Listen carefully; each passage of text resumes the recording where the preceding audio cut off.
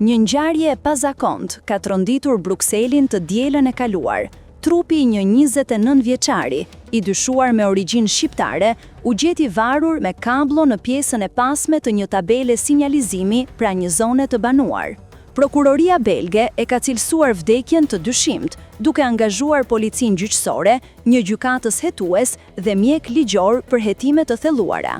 Pista e vetvrasjes nuk përjashtohet, por mënyra e ekzekutimit ka ngritur dyshime të forta për lidhje me botën e krimit të organizuar dhe trafikut të drogës.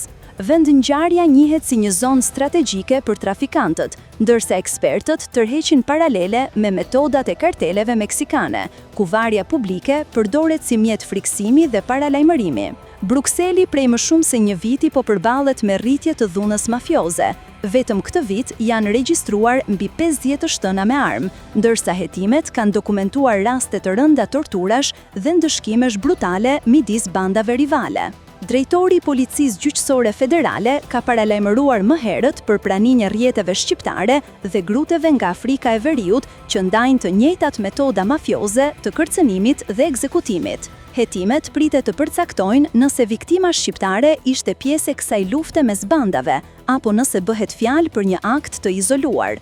Megjithatë, rasti e thellon shqetësimin mbi përshkallëzimin e dhunës kriminale në kryeqytetin evropian.